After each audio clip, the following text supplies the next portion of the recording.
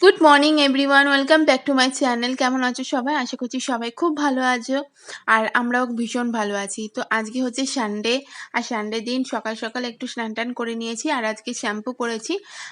সকাল সকাল বলাটা ভুল হবে, কারণ আজকে একটু সানডে ছিল তো সেই জন্য একটুখানি ঘুমিয়েছিলাম। তারপরে মিঠুদি কাজ করতে আসলো একটুখানি দেরি করে, তার জন্য আরেকটুখানি শোয়াটা হয়েছিল, না হলে হতো না। কারণ মিঠুদি কাজ করে দিয়ে চলে গেলে এমন রান্নাঘরের অবস্থা করে দিয়ে যায় যে সেটা দেখে আর শুতে ইচ্ছে করে না, মনে হয় যেন রান্নাঘরটা সেরে নিয়ে স্নানটা সেরে নিই। আর আমি সাধারণত সকালবেলাতেই স্নানটা সেরে নিই, তাহলে কী হয় সারাদিনে একটা ঝামেলা মিটে যায়। আর সকালবেলায় যদি স্নান টান করে নেও না, তাহলে মনে হয় যেন আর 50% কাজ তোমার ওখানেই হয়ে গেল। মানে স্নানটা হচ্ছে একটা বড় কাজ, তাই না বলো? তোমরা যারা আমার সাথে একমত তারা কমেন্টে জানিও তো। তো এই যে মিঠিকে ঘুম থেকে তুলে নিয়েছি, ওকে ফ্রেশ করে দিলাম, আর চুলটা অনেকটা বেড়ে গেছে তো সেই জন্য টান টান করে বেঁধে দিয়েছি, নাহলে কপালে পড়ে ওর ভীষণ অস্বস্তি হয়। তো ওকে একটু জল খেতে দিলাম, আর এই যে খাবারটাও নিয়ে আসলাম। ওকে আজকে ওটস দেবো, আর আমি ওটস বা চিড়ে যাই দিই না কেন ওর সাথে কলা আমি খাওয়াই। এটা অনেক যেদিন থেকে ওকে আমি সলিড ভালোভাবে খাওয়াতে শুরু করেছি সেই দিন থেকেই আমি খাওয়াই।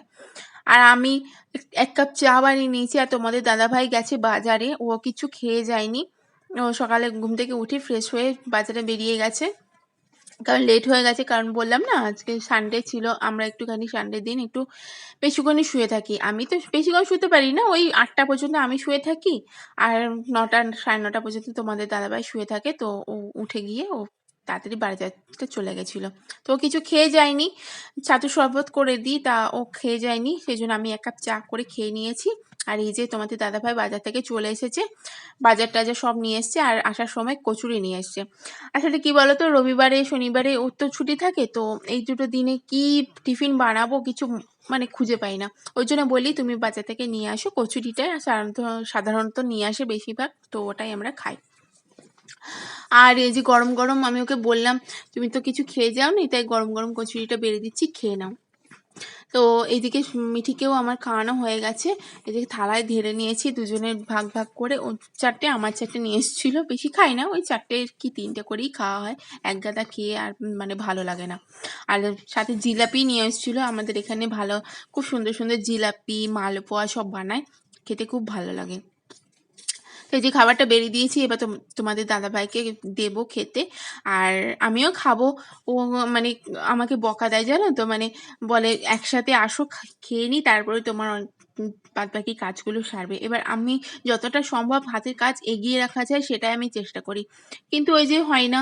এবার ওর তো সারা সপ্তাহ বাড়িতে থাকে না, এবার যখন খাওয়ার সময় হয় তখন ও বলে যে আসো আগে খেয়ে নাও, তারপরে সব বাদ বাকি কাজ করবে। ওরও ভালো লাগে একসাথে খেতে, আমারও ভালো লাগে। এবার সারা সপ্তাহ আমি একা একাই বসে বসে খাই, রাত্রেবেলায় আমরা দুজনে একসাথে খাই, কিন্তু সকাল টাইমটা তারপরে দুপুর টাইমটা তো আমি একাই খাই, ও তো অফিসে একাই খায়। ওই জন্য ইচ্ছে করে দুজনেরই যে একসাথে খেতে, কিন্তু আমার যে কাজের চাপ থাকে, ও ছুটি থাকলে কি হবে, আমার তো আর ছুটি নেই। সেটাই হচ্ছে ব্যাপার। তো যে চিকেন নিয়ে এসছে, আর ও বাজারে যাওয়ার আগে আমি বলেছিলাম যে আজকে একটু বোনলেস টাইপের চিকেন নিয়ে আসবে, মানে কাঁটা ছাড়া চিলি চিকেন বানাবো। তাও কাঁটা মাংস নিয়ে এসছে, সেটা রেখে দিয়েছি ফ্রিজে, অন্যদিন ঝোল করে দেবো। আর আজকে বানাচ্ছি আমি চিলি চিকেন আর ফ্রাইড রাইস বানাবো। আর মিঠিকেও আমি চিকেনই দিয়েছি ভাতে, তো ওকে খাওয়ানো হয়ে গেছে, স্নান টান করিয়ে দিয়েছি, ভাত খাইয়ে দেবো, খাওয়ানো হয়নি। ওই বাজে তোমার ওই 1:30 মতন, একটু দেরিও হয়ে গেছে। তো সেই জন্য তোমাদের দাদাভাইকে বললাম যে তোমাকে বেরিয়ে দিচ্ছি খাবারটা, তুমি খাও, আর আমি সাথে মিঠিকেও খাওয়াই, তাহলে দুজনের খাওয়াটা হয়ে গেলে আমি অনেকটা নিশ্চিন্ত হব। ও খেতে চাইছিল না, বাট আমি একটু জোর করেই বললাম যে না খেয়ে নাও, তাহলে সুবিধা হবে।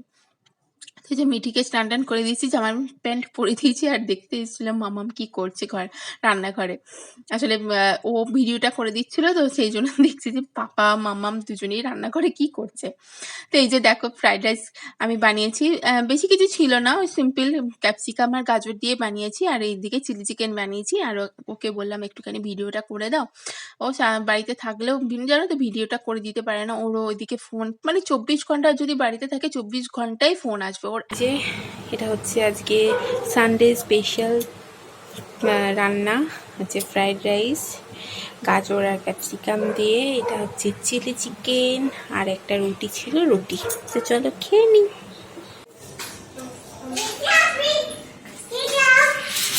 বাবা কি করেছো?